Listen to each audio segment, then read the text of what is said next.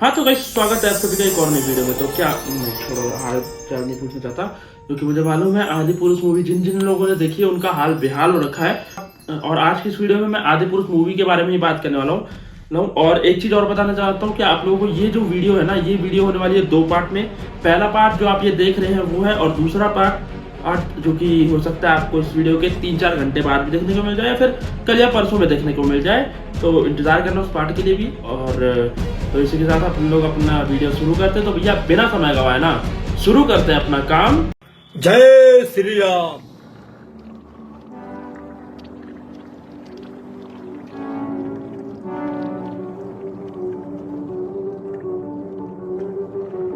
ये देखो श्री राम, ये देखो श्री राम, और ये देखो, ये श्री राम नहीं है, ये है बंसल मिष्ठान भंडार का लीड हलवाई। ये देखो सीता माता, ये देखो सीता माता, और ये देखो, ये सीता माता नहीं है, ये है दल्लूपुरा फैशन वीक की शो स्टॉपर। ये देखो रावण, ये देखो रावण, और ये देखो, ये रावण नहीं है, ये है हौस खास का heart throb party animal DJ rap ई, जो इस साल फुल रेडी है लंका में डिक चिक डिक चिक डिक चिक डिक चिक सनबर्न कराने के लिए। डिक चिक डिक चिक डिक चिक डिक चिक। ये है रामानंद सागर जी और ये है मिस्टर यूगो साको। और इन दोनों को देखो, ये दोनों कौन है? ये दोनों हैं 2023 में बॉलीवुड की सबसे बड़ी मनी लॉन्ड्रिंग स्कीम के डायरेक्टर और राइटर, यानी कि ओमरॉट और मनोज मुंतशिर। अब देखो, जिन्होंने रामायण देखी वो इस फिल्म को जरूर देखना, ताकि आपको मालूम पड़े कि सच्ची भक्ति कितनी कठिन होती है। क्योंकि ये फिल्म एक आसान, एक दिखावे वाली भक्ति का नतीजा है जो इनके मेकर्स में था। अब अगर आदि पुरुष इस फिल्म को मैं एक लाइन में रिव्यू करूं तो इतना ही कहूंगा कि yes, finally Tanhaji was directed by Ajay Devgan. क्योंकि ये तो इससे पहले कि मैं अपना वीडियो आगे बढ़ाऊं, उससे पहले मैं आप लोगों को एक चीज बताना चाहता हूं कि आज की इस वीडियो में मैं बात करने वाला हूं आदि पुरुष मूवी से रिलेटेड जो गलतियां हैं उसके बारे में। वैसे तो ये मूवी ही पूरी गलत है, वो बात बेशक अलग है, लेकिन आज की इस वीडियो में मैं आप लोगों को कुछ गलतियां ऐसी बताने वाला हूं जो कि इनके फिल्म मेकर ने की और उसे सुधारने की भी कोशिश नहीं की, उसके बारे में। तो आओ भैया शुरू करते हैं। तो चलो भाई देखो अब मैं क्या करता हूँ। सबसे पहली चीज, जब रावण जो है वो शिव जी की पूजा कर रहा होता है तो फिर वो वीणा बजा रहा होता है। और जब वो वीणा बजा रहा होता है ना, तो वो वीणा जैसे साउंड नहीं करता है। सीरियसली बोल रहा हूँ, तब वो वीणा जैसे साउंड नहीं करता है। वो ऐसा लग रहा होता है कि कोई इलेक्ट्रिक गिटार बजा रहा हो। सीरियसली में ऐसा लग रहा होता है कि इलेक्ट्रिक गिटार बजा रहा हूँ, और पीछे से ढोल या ड्रम की भी आवाज आ रही होती है उसमें बैकग्राउंड में। तो ऐसा लग रहा था कि ये कोई रॉक कॉन्सर्ट हो रहा है, ना कि शिव जी की पूजा हो रही है। और ऐसा लग रहा था देखने के वक्त। दूसरी चीज, इन लोगों ने रावण के पुष्पक विमान को चमगादड़ बना दिया। मेरे भाई, रावण के पास पुष्पक विमान था, ना कि चमगादड़ था। और वो पुष्पक विमान जो था ना, वो विश्वकर्मा जी ने बनाया था। ये चमगादड़ नहीं बना के दिया था रावण को। तुम लोग कुछ भी अपने मन से दिखाया जा रहे हो यार। तीसरी चीज दिखाई इन लोगों ने भैया कि जो राम जी और लक्ष्मण जी है, उन्होंने सीता माता का हरण होते हुए दिखा। एक वक्त को मान लिया कि भैया सीता माता का हरण होते हुए श्री राम ने देखा, ठीक है, लेकिन श्री राम ने उसी वक्त रावण का वध क्यों नहीं कर दिया? सीरियसली में तुम्हारी पूरी मूवी में मैं देख रहा था कि भैया श्री राम जो है वो रावण का पीछा करते हुए जा रहे हैं। जब सीता माता को लेके जा रहा था रावण, तो उस वक्त उसने क्यों तीर नहीं मारा? जो चमगादड़ था उस पर क्यों तीर नहीं मारा? या फिर उस पर या फिर रावण के ऊपर क्यों नहीं तीर चलाया? क्यों नहीं भाई, मुझे ये जरा बताओ तो भाई।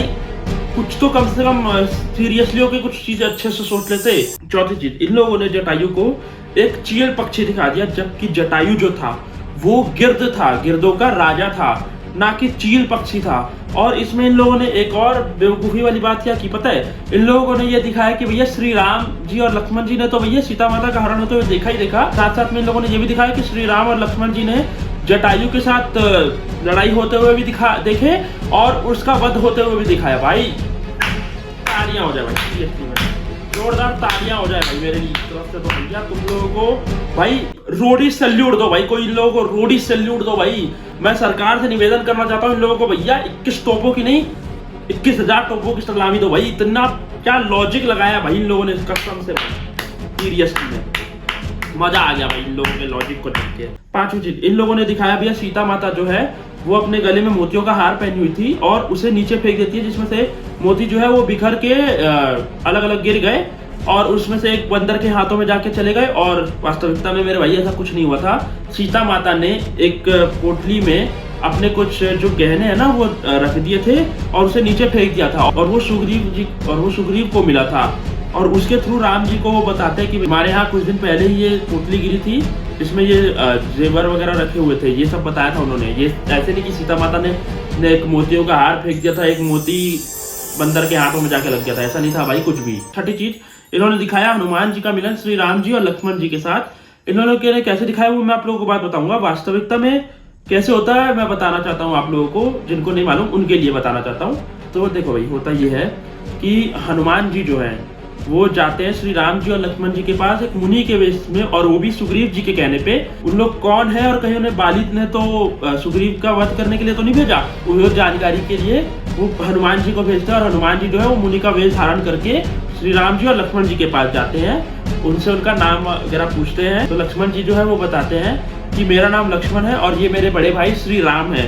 तो श्री राम का नाम सुन के हनुमान जी जो है वो अपना रियल फेस दिखाते हैं, यानी कि अपना वानर फेस में वापस आते हैं। ये होता है हनुमान जी का मिलन श्री राम जी और लक्ष्मण जी के साथ। अब इन लोगों ने कैसे दिखाया पता है हनुमान जी का मिलन श्री राम जी और लक्ष्मण जी से? हनुमान जी जो है वो वानर वेश में ही एक पेड़ के नीचे बैठे हुए हैं और तपस्या कर रहे हैं और जोर जोर से चिल्ला रहे हैं। लक्ष्मण जी और श्री राम जी की नजर जो है वो हनुमान जी पे जाती है, और जब वो दोनों वहां पहुंचते हैं और लक्ष्मण जी को ये शक होता है कि भैया कोई ये फर्जी मुनि तो नहीं बैठा हुआ यहाँ पे कोई, तो वो उसका टेस्ट लेना चालू कर देते हैं। वो उससे पूछते हैं कि अगर तुम वाकई में मुनि हो तो चलो ये बताओ कि अगर 10 मजदूर अगर 5 दिन में महल बना रहे हैं तो फिर 5 मजदूरों को कितना वक्त लगेगा एक महल बनाने में? मैथ से क्वेश्चन पूछे जा रहे हैं भैया, अलग अलग प्रकार के। भाई क्या क्या कैसे कैसे क्वेश्चन पूछे हैं तुम लोग खुद जाके मूवी में देख लेना। 7वीं चीज, इन लोगों ने बाली और सुग्रीव की लड़ाई सिर्फ एक बार दिखाई थी। वास्तविकता में बाली और सुग्रीव की लड़ाई 2 बार हुई थी, और उसकी वजह क्या है वो मैं आपको बताता हूँ। असल में वजह ये होती है कि श्री राम जो है वो बाली को पहचान नहीं पाते, क्योंकि बाली और सुग्रीव जो है दोनों एक ही जैसे दिखते थे, और दोनों में से बाली कौन है और सुग्रीव कौन है ये पहचानना मुश्किल हो गया था श्री राम के लिए। तो उन्होंने सुग्रीव को बोला कि एक काम करो तो फिर से जाओ युद्ध करने के लिए, लेकिन इस बार तुम ये माला पहन के जाना ताकि तुम पहचान में आ पाओ कि कौन सुग्रीव है और कौन बाली है। तो इसीलिए उनका 2 बार युद्ध हुआ था, जहां पे भैया एक ही बार में युद्ध खत्म कर दिया। और इसमें तो भैया बाली और सुग्रीव के बीच में कोई सामान्यता नहीं थी, मतलब दोनों सेम दिख ही नहीं रहे थे, दोनों अलग अलग दिखे जा रहे थे भाई, कुछ भी हरकतें किए जा रहे थे। 8वीं चीज, मेघनाथ को इन लोगों ने भैया फ्लैश जैसी पावर दे रखी है। सीरियसली में इन लोगों ने मेघनाथ को फ्लैश जैसी पावर दे रखी है। वो फ्लैश इतना तेज भाग रहा है, जबकि वास्तविकता में भैया मेघनाथ के पास ऐसी कोई पावर थी ही नहीं। सीरियसली में ऐसी कोई शक्ति नहीं थी जो कि वो फ्लैश के जितना तेज भाग सके। भाई मेघनाथ जो था ना वो एक मायावी राक्षस था, जो कि कहीं पे भी लुप्त हो जाता था और कहीं पे भी प्रकट हो जाता था। ऐसा थोड़ी ना था भाई फ्लैश की पावर है उसके अंदर, ये वो दुनिया भर की चीजें दिखा रखी तुमने भाई। 9वीं चीज, इन लोगों ने हनुमान जी का जो लंका तक का सफर था वो इन लोगों ने दिखाया ही नहीं। सीरियसली में इन लोगों ने नहीं दिखाया वहां तक का सफर, कितनी कठिनाइयों का उन्हें सामना करना पड़ा ये इन लोगों ने नहीं दिखाया। इन लोगों ने ये नहीं दिखाया कि भैया जब वो जा रहे थे तो स्टार्टिंग में उन्हें एक पहाड़ मिलता है, उसका नाम मुझे याद नहीं आ रहा है। वो बोलते हैं कि भाई आ जाओ तुम थोड़ी देर के लिए विश्राम कर दो, तो हनुमान जी मना कर देते, बोलते हैं कि मैं अपने श्री राम के कार्य में कभी विश्राम नहीं कर सकता। आगे जाके फिर एक राक्षसनी मिलती है जो बोलती है कि तू कहीं नहीं जाएगा, तू जाएगा तो मेरे मुंह के अंदर। तो हनुमान जी उसके मुंह के अंदर जाते हैं और वहां से बाहर निकल जाते हैं, और वो एक स्त्री बन जाती है। उसके आगे उसने एक और कठिनाई का सामना करना पड़ता है, जो कि एक राक्षसनी रहती है जो कि परछाइयों को पकड़ के खा जाती थी, उनका सामना करना पड़ता। ये चीज दिखाई नहीं। और लंका जब पहुंचे तो वहां पे भी एक राक्षसनी थी जो द्वार में खड़ी रहती थी, उसका सामना करना पड़ा था, वो भी नहीं दिखाया इन्होंने। इन लोगों ने डायरेक्ट दिखा दिया कि भैया जो हनुमान जी है वो सीधा लंका पहुंच गए, बस ये दिखाया इन लोगों ने भाई बस। 10वीं चीज, इन लोगों ने डायरेक्ट हनुमान जी को अशोक वाटिका पहुंचा दिया जहाँ सीता माता को रखा गया था। वास्तविकता में ये हुआ था मेरे भाई, जब हनुमान जी लंका पहुंचते ना तो वो पूरी लंका में छान मारते हैं कि सीता माता किधर है, और फिर उसके बाद एक घर उन्हें मिलता है जहाँ पे सुदर्शन चक्र और शंख की तस्वीर बनी हुई थी, और वहां पे श्री राम का नाम लिया जा रहा था, और वो कोई और नहीं वो थे विभीषण, जिन्होंने हनुमान जी को बताया था कि सीता माता किधर है। और हनुमान जी जो है ना वो विभीषण से ऐसे डायरेक्ट नहीं मिले थे, वो एक मुनि के वेश में मिले थे, जैसे कि श्री राम से मिलते हैं। फिर बाद में वो अपना परिचय देते कि मैं राम भक्त हनुमान हूँ और मैं यहाँ सीता माता को ढूंढने आऊँ। फिर उसके बाद वो बताता है कि अशोक वाटिका में है, ना कि ऐसे सीधा डायरेक्ट बता देते हैं वो। 11वीं चीज इन लोगों ने दिखाई कि जो इंद्रजीत है वो डायरेक्ट पकड़ के हनुमान जी को रावण के पास ले जाता है। और उस वक्त जो डायलॉग बोलता है भाई, चुम्मे वाली डायलॉग बोलता है भैया वो, कि ये तेरी बुआ का बगीचा है जो यहाँ हवा खाने आ गया। वाह भैया वाह मनोज भाई, क्या डायलॉग लिखा है भाई, कसम से तुम्हारे लिए तालियां बजानी चाहिए सीरियसली में। देखो वास्तविकता में होता ही है मेरे भाई, जब हनुमान जी सीता माता का संदेश ले लेते हैं तो फिर वो सीता माता से बोलते हैं कि माता मैंने कल से कुछ नहीं खाया, तो आपकी अगर आज्ञा हो वन से जो है कुछ फल तोड़ के खा सकता हूँ। तो सीता माता बोलती है हाँ पुत्र खा लो। हनुमान जी जो है वो पूरी अशोक वाटिका को तहस महस कर देते हैं। उसके बाद रावण को जब खबर मिलती है कि एक वानर जो है अशोक वाटिका को पूरी तहस महस कर चुका है, तो अपने कुछ राक्षसों को भेजते हैं। उनमें से उस रावण का एक बेटा भी होता है जिसका नाम होता है अक्षय कुमार, उसे मार देते हैं और जो राक्षस होते हैं उसे भी मार देते हैं। और फिर उसके बाद इंद्रजीत खुद आता है लड़ने के लिए और वो ब्रह्मास्त्र चलाता है, जबकि ब्रह्मास्त्र का कोई असर नहीं होता है हनुमान जी के ऊपर, क्योंकि उनको ब्रह्मा जी से आशीर्वाद मिलता है कि ब्रह्मास्त्र तुम पर कोई भी असर नहीं करेगा। ब्रह्मास्त्र क्या, इस संसार का कितना भी शक्तिशाली अस्त्र क्यों ना हो, तुम कभी भी तुम पर असर नहीं करेगा, ये बोला गया था। तो फिर उन पर ब्रह्मास्त्र जो है वो असर नहीं करता, बल्कि उल्टा उनके चारों तरफ एक कवच बना देता है। और उसके बाद इंद्रजीत जो है वो रावण के दरबार में लेके जाता है। 12वीं चीज, जब इंद्रजीत हनुमान जी को पकड़ के लेके जा रहा होता है रावण के पास, तो रावण क्या कर रहा होता है पता है? उस वक्त वो दरबार में नहीं बैठा हुआ था, वो मास्क लगा के अपनी तलवार को ठोक रहा होता है। सीरियसली में उसमें वेल्डिंग कर रहा होता है भाई वो लंकापति रावण था, कोई वेल्डर नहीं था मेरे भाई। सीरियसली में यार कुछ भी दिखा रहे हो तुम लोग अपनी मन से।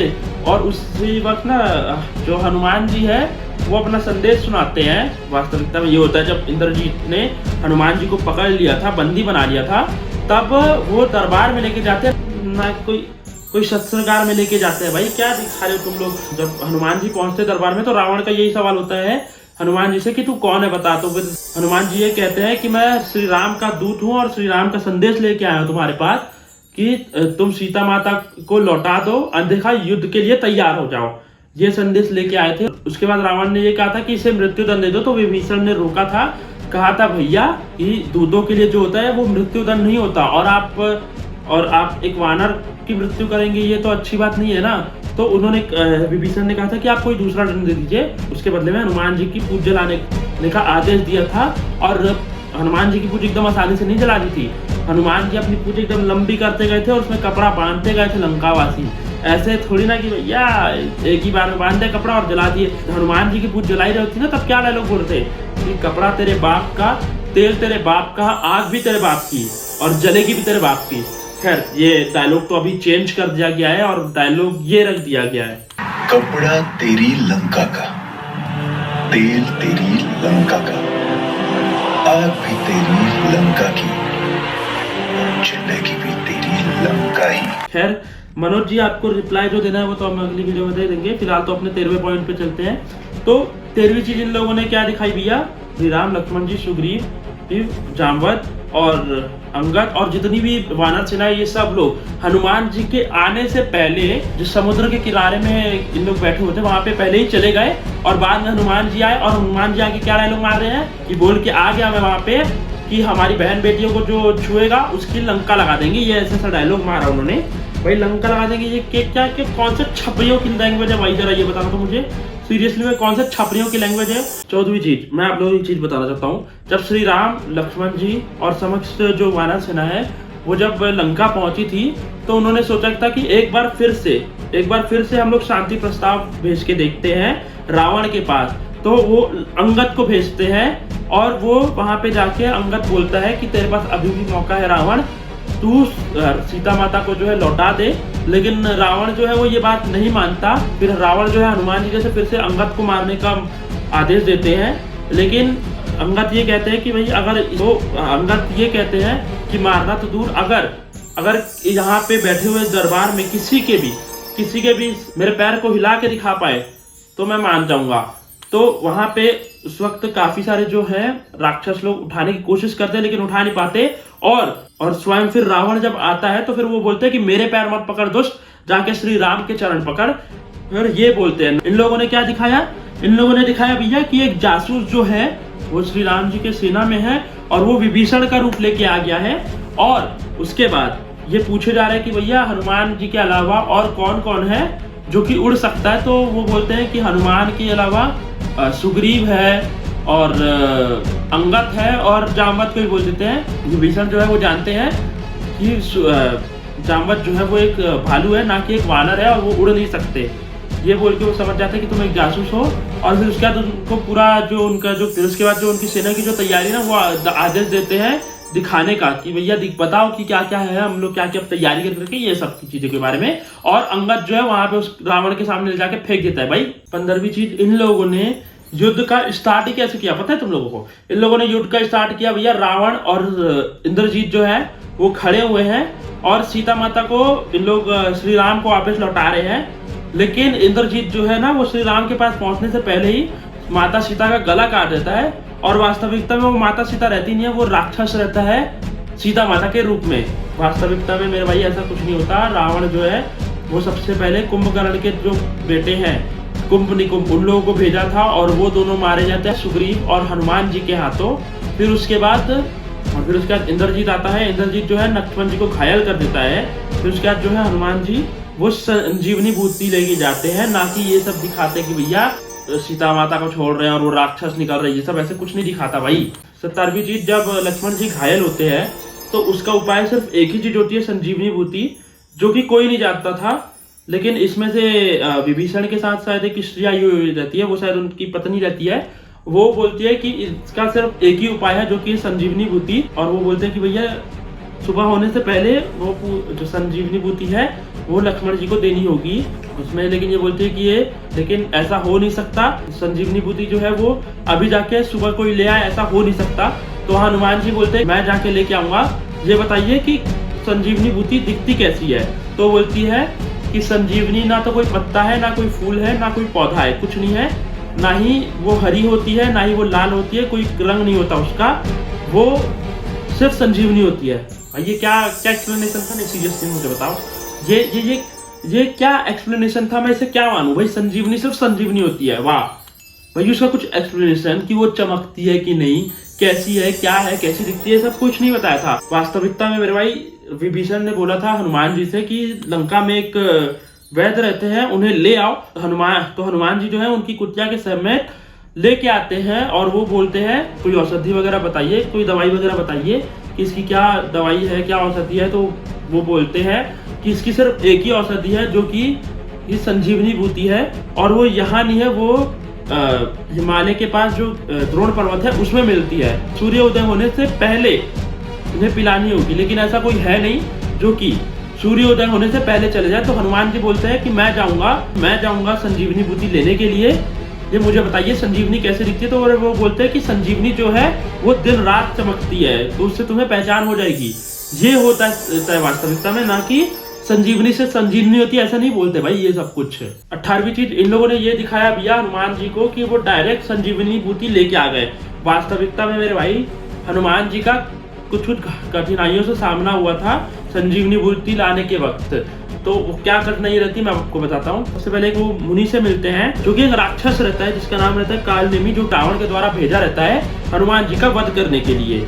ये और वो राक्षस जो कि मुनि का वेश धारण कर रहा रहता है, वो बोलता है कि एक काम करो, तुम जाके पहले स्नान कराओ। स्नान करते वक्त एक मगरमच्छ हनुमान जी का पैर पकड़ लेता है और फिर हनुमान जी जो है उसका वध करते हैं। और उसके वध करने के बाद एक स्त्री निकलती है जो बोलती है आज आपके द्वारा मेरे श्राप का जो है अंत हुआ है। और फिर वो बताती है कि ये जो मुनि बैठा हुआ है ये मुनि नहीं है, ये रावण के द्वारा भेजा गया एक राक्षस है जिसका नाम कालनेमी है, तो इससे सावधान रहिएगा, ये आपको मारने के लिए आया है। और फिर उसके बाद हनुमान जी जाते हैं और उस राक्षस का अंत करते हैं, ना कि भैया सीधा डायरेक्ट जाके लेके आ जाते हैं। उसके बाद जब द्रोण पर्वत पहुंचते हैं, हनुमान जी को वहां पे जो पर्वत है वो पूरा चमकता हुआ दिखाई देता है, तो वो पूरा पहाड़ उठा के लेके आ जाते हैं। उन्हें डायरेक्टली नहीं समझ आती थी कि ये ही संजीवनी बूटी है और काफी लोगों को जरूरत पड़ेगी। उन्हें कुछ समझ नहीं आता कि संजीवनी बूटी कौन सी है, क्या है, तो डायरेक्ट पहाड़ उठा के लेके चले जाते हैं। 20वीं चीज जो कि मैं आपको बताना भूल गया था, इन लोगों ने दिखाया कि भैया जो श्री राम जी और लक्ष्मण जी जो है वो एक जगह बैठे हैं और अचानक से सबरी माता जो है वो बेर लेके आती है। वास्तविकता में श्री राम जी और लक्ष्मण जी जो है वो सबरी माता के आश्रम में जाते हैं और वहां सबरी माता उन्हें बेर खिलाती है। ये सब नहीं हुआ था, सबरी माता खुद आती है श्री राम के पास चलते हुए। 21वीं इन लोगों ने इंद्रजीत का और रावण का वध कैसे दिखाया है मैं आपको बताता हूँ। इन लोगों ने दिखाया कुछ ऐसा है कि भैया इन लोगों ने दिखाया है कि लक्ष्मण जी ये पूछ रहे होते हैं कि इंद्रजीत का वध कैसे होगा विभीषण से। तो विभीषण बोलते हैं कि इंद्रजीत की सिर्फ एक ही कमजोरी है, जो कि है स्वर्ण तालाब। जहाँ पे वो जाता है उसकी जो सारी शक्तियां है वो खत्म हो जाती है और वहीं पे उसका अंत होता है। और वहीं पे उसका अंत करते हैं, कैसे करते हैं मैं आपको बताता हूँ। तो इंद्रजीत जो है वो तालाब के अंदर रहता है और उसके वहीं पे मार देते हैं। वास्तविकता में इंद्रजीत जो है वो एक यज्ञ कर रहा होता है इस युद्ध के लिए, ताकि वो हार ना पाए, इसी वजह से। और फिर उसमें विघ्न डाल देते हैं लक्ष्मण जी। उसके बाद लक्ष्मण जी और मेघनाथ के बीच में भयंकर युद्ध चलता है। फिर उसके बाद मेघनाथ जो है वो इस दुनिया के तीन घातक शस्त्र, यानी कि पहला ब्रह्मास्त्र, दूसरा पशुपतास्त्र और तीसरा सुदर्शन चक्र, ये 3 चीज चलाता है, लेकिन तीनों लौट जाते हैं। उसके बाद इंद्रजीत समझ जाता है कि ये कोई आम व्यक्ति नहीं है और फिर भी वो युद्ध करता है और युद्ध करते करते मारा जाता है। ये होता है इंद्रजीत का वध। अब मैं आपको बताता हूँ इन लोगों ने रावण का वध कैसे दिखाया। रावण जो है वो राम जी को मार ही रहा होता है। उसी वक्त हनुमान जी से उन्हें ले जाते हैं और फिर ऊपर आकाश में आकाशवाणी होने लग जाती है। सीधा बोलूं तो ब्रह्मा जी का जो वरदान है वो अचानक से सुनाई देना चालू हो जाता है। उसमें ब्रह्मा जी ये बोलते हैं कि तू ना तो दिन में मारा जाएगा, ना रात में, ना घर के अंदर, ना घर के बाहर, तुझे कोई नहीं मार सकता। ना तुझे मनुष्य मार सकता है, ना देव, ना दानव, कोई नहीं मार सकता तुझे। वास्तविकता में ऐसा कुछ नहीं होता मेरे भाई। रावण जो है वो मायावी रथ से युद्ध लड़ रहा होता है और फिर इंद्रदेव जो है वो अपना रथ बेचते हैं जो उड़ सकता था, उसको भेजते हैं और उसके बीच लड़ाई होती है श्री राम और रावण के बीच में। श्री राम जो है वो रावण का जो रथ है वो तोड़ देते हैं और रावण और श्री राम के बीच में और लड़ाइयाँ चलती रहती है। तो इसी बीच क्या होता है, राम जी का बाण जो है वो रावण के सर पे लगता है, जो कि धड़ से अलग हो जाता है, लेकिन उसका फिर से सर आने लग जाता है, बार बार आता है जितनी बार वो मारते हैं। विभीषण फिर बताते हैं कि रावण की जो नाभि है उसमें अमृत है, उसे निशाना बनाइए। वैसे होता है, ना कि ऐसे ये आकाशवाणी हो रही थी, ऐसा कुछ नहीं होता। विभीषण बताते हैं वास्तविकता में इन लोगों ने विभीषण का राज्याभिषेक काट दिया। इन लोगों ने सीता माता ने जो अग्नि परीक्षा दी थी वो काट दिया। इन लोगों ने मेन सीन तो काट ही दिए। इन लोगों ने डायरेक्ट मिलन करवा दिया सीता माता और श्री राम का। भाई वास्तविकता में ना पहले विभीषण का राज्याभिषेक होता है, फिर उसके बाद विभीषण बोलते हैं कि सीता माता को छोड़ दिया जाए और फिर उसके बाद श्री राम बोलते हैं कि सीता माता को अग्नि परीक्षा देनी पड़ेगी, क्योंकि श्री राम जानते थे कि रावण जो लेके गया था सीता माता को, वो वास्तविकता में सीता माता नहीं थी, वो सीता माता की परछाई थी। और सीता माता जो है वो अग्निदेव के पास रहती है और इसी वजह से सीता माता को अग्नि परीक्षा देनी पड़ती है। और लक्ष्मण जी इस बात का विरोध करते हैं, जबकि लक्ष्मण जी को इस बारे में कुछ नहीं मालूम था।